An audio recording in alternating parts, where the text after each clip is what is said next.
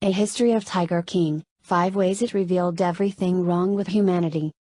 Since the Netflix documentary came out, we've been bombarded with memes, music and merchandise from Carole Baskin sardine spray to I Saw a Tiger. But behind the fun and insanity lies a dark secret.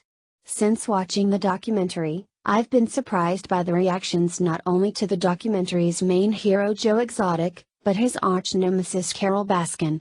The other players in this disturbing world were getting a range of reactions, but the way in which the internet reacted to an animal exploiting, drug dealing, murder for hiring attention whore is what surprised and saddened me the most. 1. We give up our morals for a funny haircut. One thing which struck me when the merch and the memes started coming out, was how strange Joe Exotic looked. His funny hair, iconic beard and larger-than-life personality caught my attention, but throughout the documentary, I found his charm losing its effect. The more I saw the impact he had on the animals and his care, the less I was amused by his antics. To my disappointment, others didn't feel the same way.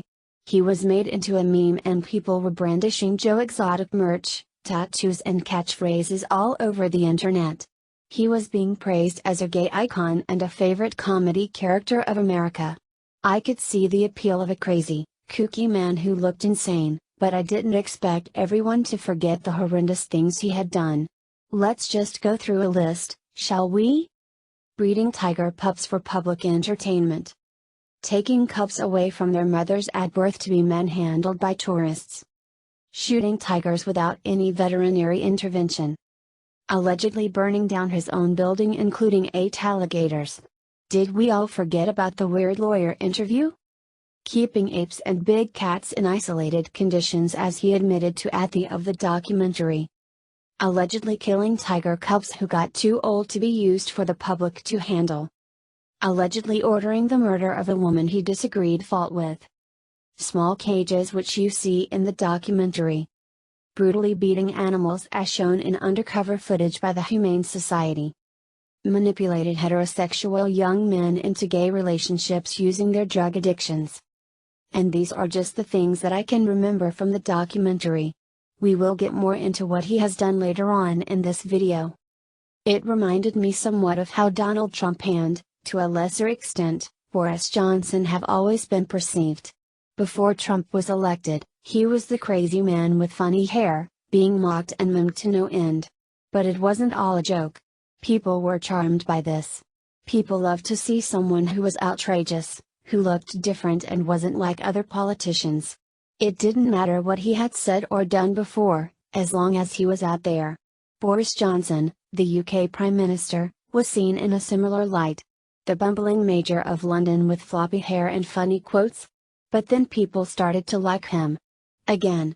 And although he wasn't elected and instead took the place of Theresa May after she stepped down, his charm still won many people around the nation. It's terrifying to think that having confidence, being outspoken and having a crazy haircut is all it takes to win the hearts of millions. 2. If you are popular, we believe you. When you think of Tiger King you think primarily of 2 people, Joe Exotic and Carole Baskin. Of course, when you get 2 enemies in a documentary, it's likely that the audience will prefer one more than the other. But my God!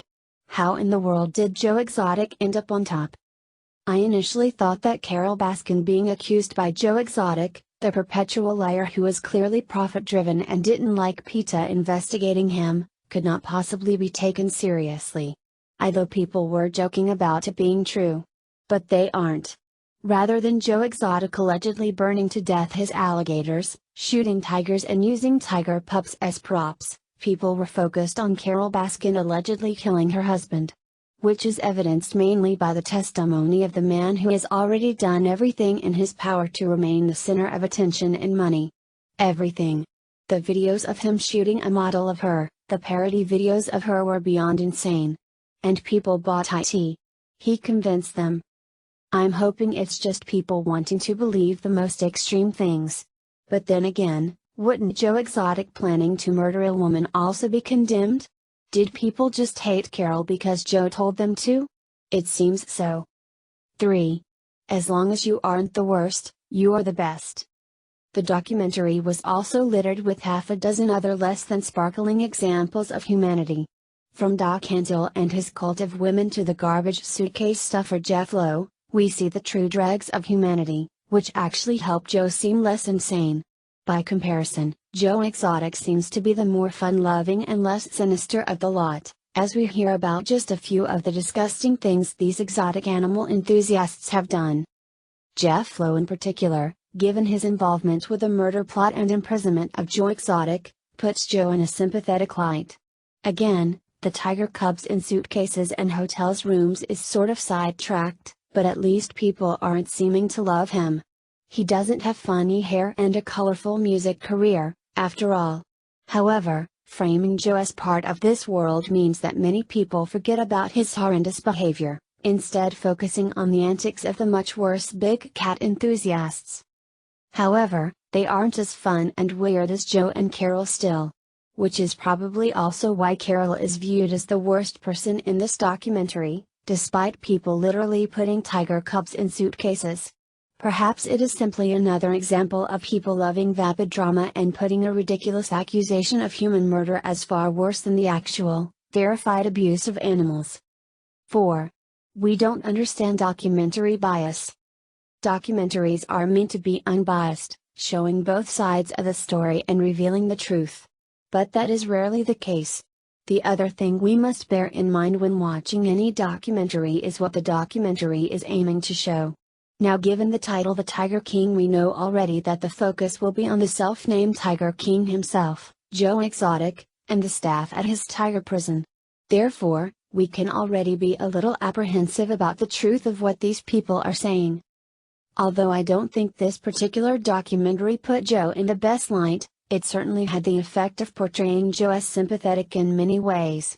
Of course, the main draw of the documentary was how crazy it was, demonstrating the drug-fueled, gun-toting, music-making, political party-running, tiger-owning insanity that is America's exotic animal enthusiasts.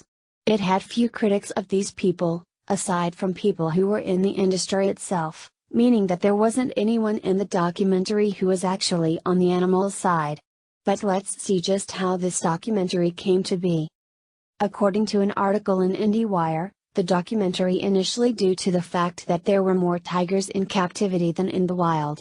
However, due to the personalities they encountered throughout the documentary, the focus shifted completely.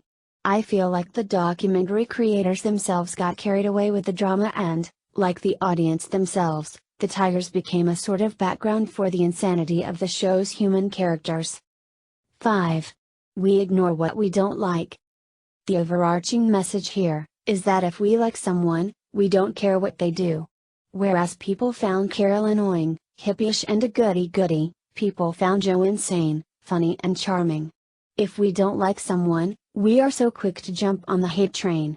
If we like someone, we ignore their unethical practices. Even if there is an enormous amount of them. What about Carole Baskin? So aside from the allegations about the murder of her first husband, there are a few other things people didn't like about Carole Baskin. For this list, I will discredit her flower hairbands, looks and general personality, as those are not things that Carole has actually done wrong. But what did she do? The rabbit picture. One thing which Joe Exotic brought up, was the picture of her staff holding dead rabbits. These rabbits actually came from another facility and arrived in the freezer, already dead. Is it sad? Yes. Was the photo ill-advised? Yes. But what do people think Joe feeds his carnivorous tigers? What do all owners of carnivorous pets feed them? Taking the picture was morbid, but people never seem to have a problem with feeding a pet snake frozen mice, or zoos feeding lions bits of various animals. This was, in my opinion, one of the most ridiculous issues people had with her. Volunteer workers, another stupid claim from Joe Exotic. She doesn't pay her volunteers. Again, if anyone has been to a sanctuary which is not for profit, that is not using tiger cubs as objects to lure in customers, then you might realize that this is common practice among animal shelters. From big cats to small cats, most animal rescues, sanctuaries and shelters around the world have volunteers. I have volunteered at animal shelters myself. This, once again, is common practice so that the money they make goes to the animals, not staff, and not on making music videos. Small enclosures. I struggled to find much about this, and this was perhaps the most valid criticism in my opinion. Of course, Joe Exotic is one to talk, and again this is hypocritical coming from him, but it was the point that concerned me the most. However, according to an ex-volunteer, the cats are actually moved into larger areas a lot of the time called vacation homes. Again, this is standard practice for small and large animal shelters. Dogs are kept in kennels and allowed out in large bins on rotation. This is no different.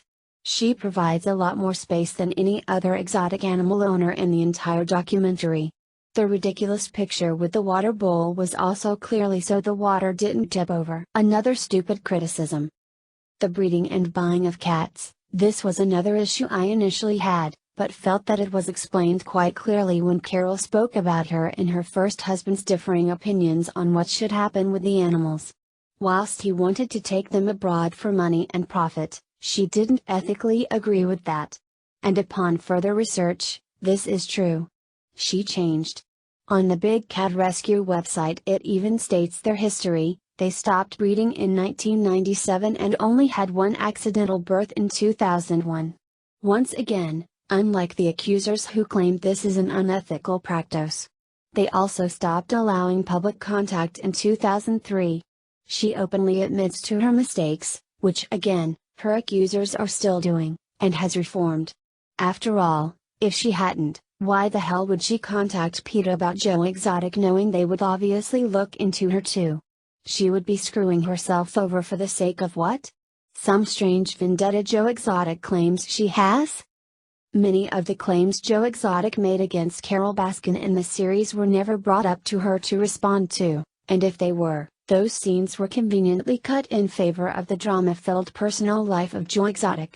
Since the documentary aired, many more animal welfare claims have been made against Exotic, such as shooting a horse which was abandoned on the property as he didn't want to take care of someone else's animal, kicked a chicken into a tiger enclosure to watch it get mauled, and of course, physically beating tigers to make them mate, which was actually filmed in an undercover investigation. Now can we stop praising the sky? It's sickening that someone who can do all of this is held in high regard, when a woman trying to stop this, who has learned from her past mistakes, is being berated by the public. Think of what the animals have been through. Don't be fooled by a funny haircut and a wacky personality. It is not funny. Not for the animals previously in his care, or the animals currently in the other exotic animal owners' care. Support those people trying to stop these vile, profit-driven practices. Thank you for watching. There are links in the bio to all of the information mentioned in this video. There is also links to charities whom help stop the horrendous practice of roadside zoos, and rescue these and other incredible wild animals.